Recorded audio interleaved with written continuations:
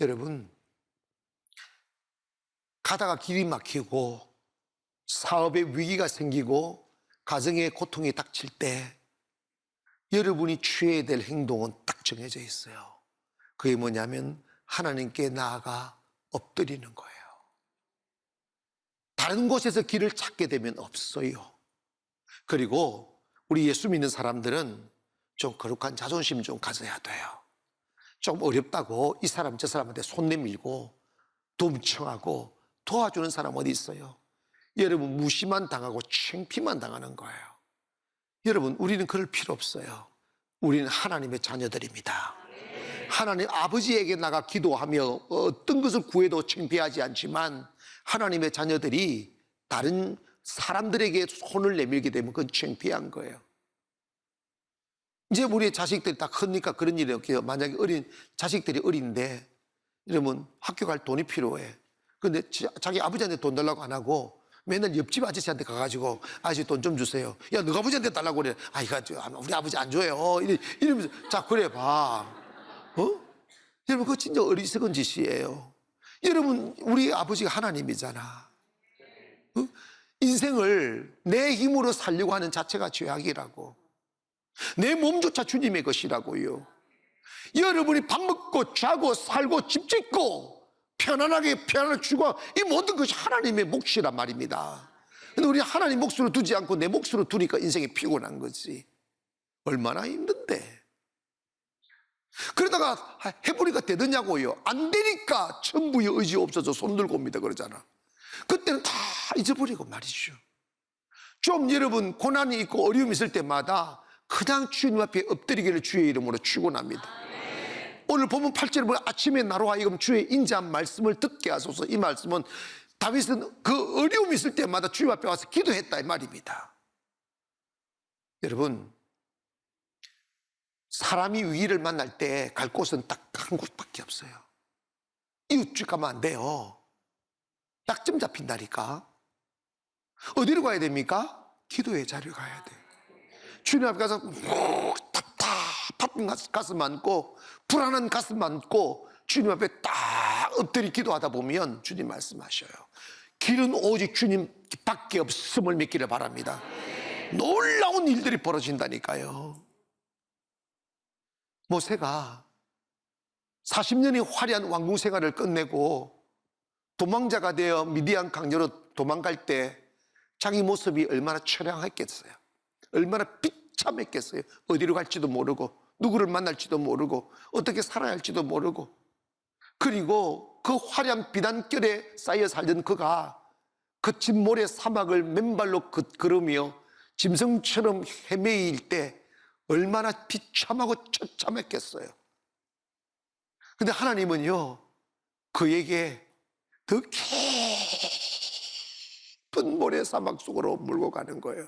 세상으로부터 점점 멀어지고 삶의 가능성으로부터 점점 멀어지고 그리고 자기가 꿈꾼 세계로부터 점점 멀어지는 그야말로 죽음의 땅 데설트로 이끌어 가시는 거지. 모세는 도망갔지만 그곳은 하나님이 그를 그곳으로 이끌어 가는 거지. 가봤더니 아무도 없어요. 가봤더니 인적 하나 없고 살 길 없고 먹을 것도 없고 집 없었어요. 달리고 얼마나 슬펐겠으며 기가 막혔겠어요. 하나님은 때를 따라 돕는 은혜 주십니다. 이두리의 딸들을 만나게 하고 그 집에 가게 하고 결혼하게 하고 작은 삶이지만 시골댁의 삶이지만 삶을 시작하죠.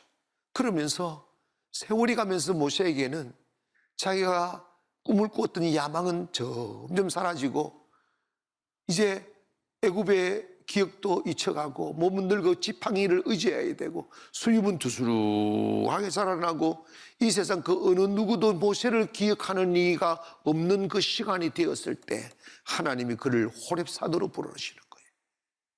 육신의 희망이 끊어졌을 때, 자기 교만이 끊어졌을 때, 그 어떤 것도 내가 할 수 있다는 것이 없게 될 때, 나중에 이런 말을 하잖아요. 내가 너한테 바로한테 보낸다고 하셨을 때 모세가 얼마만큼 망가졌느냐 하면 나는 이제 말할 줄도 모릅니다. 이럽니다. 애굽의 언어를 다 잊어버린 거예요. 이거 뭐냐? 모세에게 이제 삶의 끝자락이 왔다는 의미입니다. 아무것도 가능성이 없는 그런 나이가 되었고 그런 환경 속에 내몰렸다는 것입니다. 그런데 여러분, 가장 절망적이실 때, 가장 어려울 때, 나의 마지막일 때, 그때가 하나님의 시작입니다. 하나님은 나의 약함을 쓰셔요. 하나님 나의 부족함을 쓰셔요. 화려함을 가지고 하나님께 가려고 할 필요 없어요. 여러분이 점점 어려움에 봉착하고 위기에 빠지고 살 소망이 끊어지고 내 영혼의 피곤함을 느낄 때 해야 될 일은 통곡하고 억울하다고 울고 슬프다고 울고 막 분하다고 울고 그러지 마시고 어디로 가야 되느냐 하면 다 가지고 하나님 존전에 엎드려야 돼요. 하나님 엎드려 기도하면 주님은 세기를 여심을 믿기를 바랍니다. 그러면서 하나님 엎드려서 뭐 하느냐 하면 내가 지금 고통스러워하는 이 문제를 하나님께 맡겨야 돼요. 여러분, 하나님은 전능하시지만 우리가 모든 문제를 하나님께 맡겨드릴 때 일하십니다. 그런데 우리가 스트레스 받고 힘들어하고 원망하고 불평하는 이유가 뭐냐면 그 문제를 내가 쥐고 있기 때문입니다. 내가 해결해야 되는데 해결해야만 숨을 쉴 수 있고 해결해야만 살 수 있는데 해결할 수 없으니까 스트레스가 되는 거예요. 얼마나 괴로운지 몰라요. 자식의 문제 있습니다. 돈의 문제 있습니다. 사업의 문제 있습니다. 사람과 연결된 문제 있습니다. 그런 문제 없는 날이 어디 있어요. 근데 여러분, 신앙생활을 원리를 빨리 깨달아야 됩니다. 신앙생활은 내가 문제를 짊어지고 열심히 해결하다가 안 될 때 주님 도와주세요 라고 하는 게 신앙생활이 아니라 신앙생활은 내가 쥐고 있는 짐 보따리를 자체를 하나님께 딱 내려놓고 주님 알아서 하세요 하놓고 자기는 그냥 발 뻗고 자는 게 믿음입니다. 목사님 나는 너무 천하태평 아닙니까? 아니, 신앙생활 천하태평이에요. 신앙 믿음이라는 게 그런 거예요. 믿음이라는 건 아예 내맡겨버린 거예요. 설령 그 문제가 내 실수로 만들어질지라도, 설령 그 문제 나의 부족함으로 만들어졌을지라도 그 주님께 맡겨드리는 것이 믿음입니다. 이런 베드로전서 5장 그 7절 쪽에 말씀은 너희 모든 염려를 주님께 맡겨버리라는 겁니다. 다윗은 사울에게 고난 당할 때도 자기 스스로 그 문제를 해결하려 하지 않았어요. 하나님께 다 맡겼어요. 그리고 자기 아들 압살롬이 반역하여 군대를 일으켰을 때도 싸우지 않았잖아요. 하나님께 맡겨놨어요. 아멘. 맡겨놨더니 그 맡기면서 장수들에게 내 아들 압살롬 해치지 말라고 그럽니다. 내 아들을 죽이지 말라고. 그럼 자기는 도망만 다닙니다. 결국은 압살롬이 죽죠. 하나님이 정리하죠. 그때 다윗은 내 아들 압살롬아 하며 통곡하며 아들 잃어버린 애비의 슬픔을 기록하고 있는데, 여러분, 우리는 정말 여러분이 아름답고 행복한 삶을 살려면 여러분 앞에 놓여져 있는 문제를 가지고 힘들어하고 스트레스 받고 걱정하고 염려하지 마시고 그 보따리를 주님께 내려놓기를 주의 이름으로 축원합니다. 그때 주님이 일하신다니까. 예전부터 전해오는 이야기 하나가 있어요. 여러분 한번 들었으리라고 생각하는데, 예전에 미국 선교사님들이 한국에 선교사로 오셨을 때 트럭을 많이 자가용은 없는 시대니까 트럭 그 드글드글드글한 대부분 우리 대한민국 비포장 도로였잖아요. 트럭을 타고 가는데 어떤 아줌마가 보따리를 이제 이렇게 하고 이렇게 이고 머리 이고 이제 그 시골길을 가고 있는 거예요.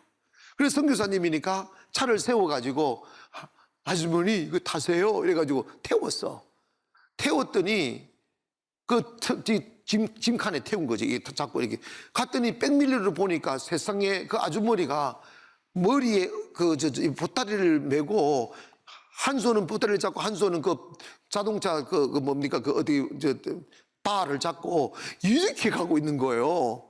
그런데 브레이크를 딱 잡고 세워가지고, 아니 아주머니 왜 보따리를 안 내려놓느냐고, 보따리 내놓고 그냥 그 앉아서 가시라고 그랬더니, 아이고 선교사 양반, 내가 태워주는 것도 감사한데 보따리를 왜 어떻게 내려놓겠냐고. 어떤 그런 생각이 나올까. 그냥 자동적으로 내려놔야지. 그런데 이 이야기가 왜 유명하냐면 우리 신앙생활 꼴이 또 그 꼴이라는 거야. 교회 오셨으면 주님의 복음의 차를 탔잖아. 할렐루야, 축복의 차를 탔잖아요. 그러면 보따리 내려놓고 들어놓아서 주무시고 가면 될 텐데 보따리를 안고 서서 이러잖아. 그래서 무거운 짐을 나 홀로 지고 견디다 못해 쓰러질 때, 맨날 쓰러지잖아. 맨날. 주님도 답답해 하시는 거예요. 영적 세계의 비밀이 뭔지 아십니까? 하나님은 전능하시지만 그 문제를 하나님께 맡겨드릴 때 하나님은 해결해 주시는 거지, 그 고통을 내 가슴에 안고 있는 난 하나님 못 도와요. 평안은 어디서 옵니까? 문제가 없어서 오는 게 아니에요. 어떻게 다니엘이 사자 굴에서도 평안한 잠을 잘 수 있었습니까? 어떻게 바울과 실라가 감옥에 두드림 맞고 그 토굴 속에서 찬송하며 기도할 수 있었습니까? 자기 앞에 놓여진 운명을 걱정하지 않은 거죠. 하나님께 내 맡긴 것이죠. 그래서 여유로운 가슴으로 노래할 수 있는 것이죠. 우리는 여러분 조그마한 일만 해도 스트레스만 힘들다고 그래. 어떤 목사님들이 이런다? 우리 목사님을 힘들게 하지 마. 목사님 지금 건축하느라고 엄청 힘들 거라고. 나 하나도 안 힘들어. 안 힘들어. 왜 그런지 아십니까? 하나님께 맡겨놨으니까 그런 거지. 여러분 다른 목사님 같으면 여기 못 치고 나갑니다. 철근 파동, 세멘트 파동, 무슨 파동. 내가 파도를 얼마나 만난지 아십니까?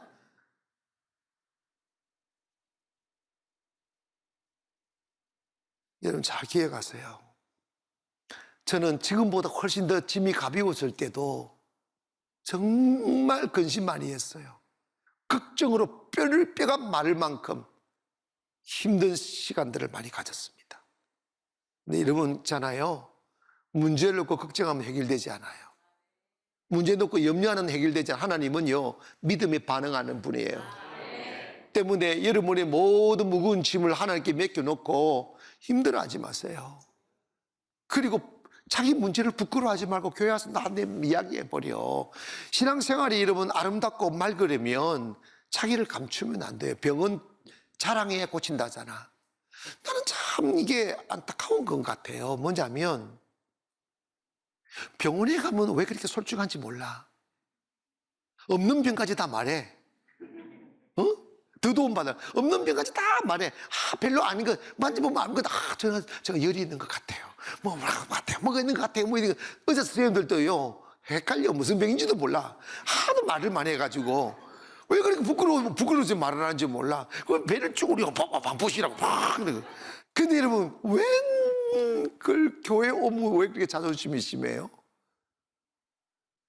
병원이 육신의 병 고치는 곳이라면 교회는 영혼을 고치는 병원이잖아. 그 영혼을 고치면 더 겸손하고 더 옷을 잘 벗어야지. 마음을 열어야지. 감추면 안 돼요. 주님 앞에 다 고백해야 되고 그 다음에 싹 맡겨놔야 됩니다. 루이스 헬이라는 분이 당신은 당신의 생을 치유할 수 있다는 책에서 이런 이야기를 했어요. 악성 종양에 주로 걸리고 몹쓸병에 걸리는 사람들의 특징이 영적 삶에 실패했던 사람들이란다. 믿음이 없거나 그래 쓸데없는 건진 많이 하고 걱정 많이 하고 염려 많이 하는 사람, 믿음이 좋아지면 그게 사라져요. 문제가 없어서 행복한 게 아니라 문제가 있어도 주님이 지켜주실 줄 믿으니까 행복한 거지. 할렐루야. 문제가 없어서 여유로움이 아니라 하나님이 채우실 것을 믿으니까 여유로운 거죠. 영적인 문제든 육신의 문제든 경제적인 문제든 하나님께 내맡겨 드릴 때 하나님은 역사해 주십니다. 사실 있잖아요. 지금 시대에 인생을 살아가면서 자기 세계를 만들어가고 꿈을 펼칠 수 있는 사람들 많지 않아요. 왜냐? 예전보다 훨씬 더 경쟁이 심하고 나보다 더 잘난 사람 많고 더 높은 자리에 있는 사람이 너무 많아버렸습니다. 그렇다고 주저앉으면 안 돼요. 하나님께 맡기고 도전해야 되는데, 그러기 위해서는 내 힘으로 살려고 하는 주인의식을 버리고 하나님께 좀 맡김을 일하기를 바랍니다. 우리는 그냥 순종만, 결과는 하나님께 맡겨버려야 돼요. 그래야 하나님이 일하십니다. 내가 내 인생을 주권을 딱 쥐고 있는 한 하나님이 축복 올 수 없어요. 주님, 나는 열심히 땀 흘릴 테니까 결과는 하나님이 책임져 주시옵소서. 하나님이 만들어 주시옵소서. 그래야 하나님 축복 안 할 수 없죠. 그렇게 하면서 여러분의 운명, 여러분의 삶의 결과를 하나님께 맡겨야 돼요. 다윗을 보십시오. 우리가 원수가 왜 생기는지 아십니까? 누군가가 나에게 고통을 줬을 때 고통을 되갚으니까 원수가 생기는 거예요. 근데 고통을 되갚으면 해결돼요, 안 돼요? 또 원수 생겨요. 그래서 평화는 싸워서 오는 게 아니에요. 이겨서 오는 게 아니라고. 평화는 져서 오는 거예요. 그리스도인들은요, 져야 돼요. 싸우지 않아야 돼요. 여러분, 저하고 한번 싸워보세요. 나는 반응 자체를 안 해요. 왜냐? 하나님께 맡겨버린다니까. 아멘. 어디 가나 적이 있고 어디 가나 경쟁자 있어요. 그러나 기독교의 평화는 뭐냐면 싸우지 않는 거예요. 다윗을 보세요. 다윗은 억울한 누명을 쓰고 사울의 일방적인 그 시기 때문에 다윗은 죽음을 매일 맞이해야만 했었어요. 얼마나 억울했겠어요. 그런데 다윗은 사울과 싸워 이길 수 있는 기회가 여러 번 있었어도 다윗의 DNA 속에 내가 사울을 제거한다, 나 사울과 싸운다, 저 나쁜 놈 내 가만 안 두겠어, 이런 DNA 자체가 없어. 여러분, 홍해 앞에 섰을 때 이스라엘 백성들은 자기네들을 430년 동안 억압한 바로의 군사들과 맞닥뜨리게 됩니다.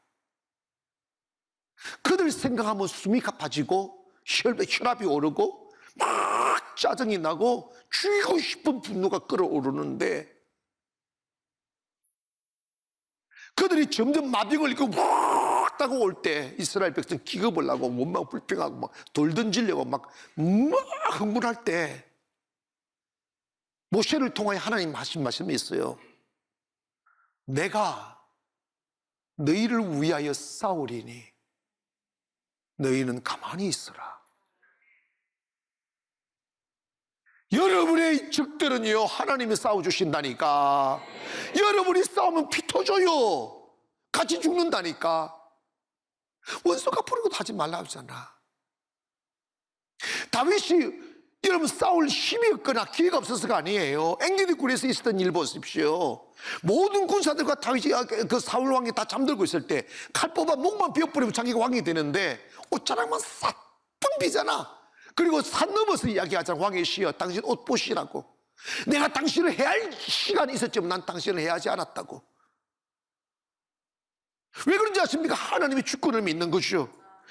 저분이 지금 나를 이렇게 힘들게 하는 것조차도 하나님이 하시는 일이라는 것이, 거기 아멘 하십시다.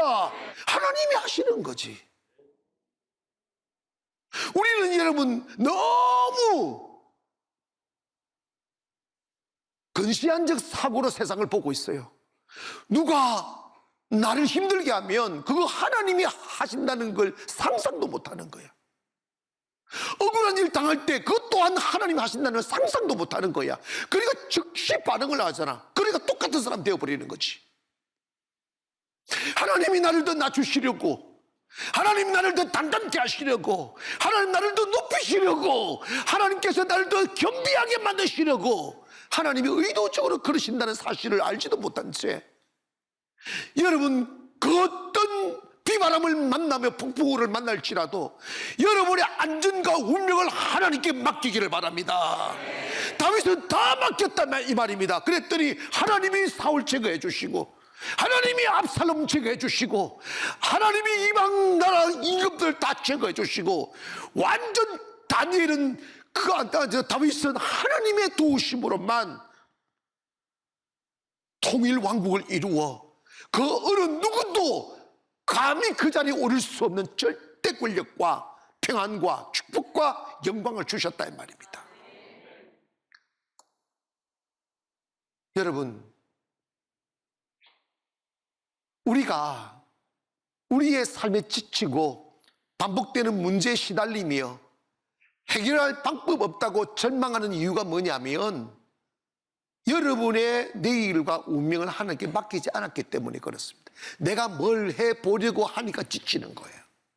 지치는 건 자기가 인생을 꼬면 지치게 되어져 있어요. 누가 인생을 이길 수 있습니까? 못 이겨요. 하나님께 내맡겨 하나님 뜻대로 하시옵소서. 하나님 인도하시옵소서. 다윗은 거기에 다, 그래서 여러분 다윗은 어디 가나 찬송했잖아. 다윗 하면 찬양이에요. 여러분 찬양을 많이 드리십시오. 그래서 다윗이 시편 69편에 가보면 이런 말이 있습니다. 여호와께 찬미함이 항소 한 마리 드림보다 낫다고. 주님 믿으면 겁먹을 거 없어요. 내 생명 주님께 드립니다. 교부 시대에 그 크리스토스톰이라는 분이 교부가 계셨는데, 당시 로마 황제 숭배 사상이 퍼지고 있을 때 황제 앞에 절을 하게 됐어요. 절을 하라고 강요받던 시대였습니다. 그런데 크리스토스톰은요, 하나님을 믿는 교부로서 황제 앞에 우상 숭배 못하니까 결국은 체포가 되었어요. 체포가 되어서 황제가 사람들 앞에 둘러싸인 앞에 그를 세우고, 너 끝까지 그래도 거부하겠느냐? 네, 거부합니다. 나 하나님 외에 절하지 않습니다. 그래서 그럼 이름을 감옥에 집어넣으라고 그랬어요. 그랬더니 시종들이 왕이시여, 그러면 안 됩니다. 만일 이 사람을 감옥에다 집어넣으면 이 사람은 얼씨구나 좋다고 기도하기 시작할 겁니다. 할 일도 없겠다. 맨날 기도하게 될 것입니다. 그러면 이놈을 악질범이 있는 방에다가 갖다 놔버리라. 그랬더니 왕이시여, 그것도 안 됩니다. 왜 안 되는데? 이랬더니 이 사람을 악질범이 울고있는 방에다 집어넣으면 그 모든 악질범이 이 사람의 제자가 될 것입니다. 그래? 그러면 저놈을 목을 치라 그랬어요. 왕이시여, 그건 더 안 됩니다. 저 사람들이 바라보는 것이 뭐냐? 하늘나라 가는 것입니다. 만약에 당신이 왕께서 목을 치면 이 사람들은 그리 바라는 순교가 되어버립니다. 그래, 목을 치시면 안 됩니다. 그러면 나보고 어쩌라고! 풀어주십시오. 풀어주는 길밖에 없습니다. 여러분, 솔직히 이야기해 봅시다. 우리 목숨 주님께 맡긴 사람 세상은 못 이겨요. 우리 안전 주님께 맡긴 사람 세상 못 이긴다고. 왜 불안합니까? 왜 두렵습니까? 하나님께 안 맡겨서 그런 거야. 인생이 자기 인생 못 지키잖아. 하나님께 맡겨놔야 돼. 따라합시다. 모든 인생을 하나님께 맡기자. 아멘. 다윗은 그 삶의 달인이었어요. 문제를 맡겨놓은 거지. 그러니까 하나님이 다 해결해 주셨습니다. 인생을 살다가 조금 큰 사업이라도 해보시면 사업 성공은 내가 잘해서 되는 게 절대로 아니에요. 모든 것이 톱니바퀴 맞추듯이 하나님이 다 시와 때를 맞춰줘야 됩니다. 여러분 생각대로, 여러분 말한 대로 사업이 잘 된다면 여러분 다 달나라서 살아. 여러분 이 자리에 있는 게 내 마음대로 안 됐기 때문에 그래요. 여러분 어차피 안 되는 하나님께 맡기기를 주의 이름으로 축원합니다. 사랑하는 여러분, 시대는 너무 과학 문명은 발달됐지만 여기저기 가도 삶이 힘들다고만 하는 사람들로 둘러싸여 있습니다. 정말 살기 내일을 예측할 지금 특별히 대한민국에 사는 이 자체가 위험이에요. 어떤 전쟁이 일어날지 어떤 일이 일어날지 모르고 경제가 어떻게 곤두박질칠지 모르는 위기 속에 있습니다. 이럴 때 우리가 해야 될 일이 뭡니까? 하나님을 의지하는 거야. 그리고 하나님께 조용히 나 그분이 음성을 듣는 것입니다. 그리고 주님 믿고 가면 결국은 하나님의 선하신 뜻대로 아름다운 곳에 다다르게 해주실 줄 믿고, 근심이 없어 근심하는 게 아니라, 근심하지 않는 게 아니라 하나님을 믿음으로 근심하지 말고 어떤 곳에든 찬송하고 예배하고 기도하여 승리의 삶을 사기를 주의 이름으로 축원합니다.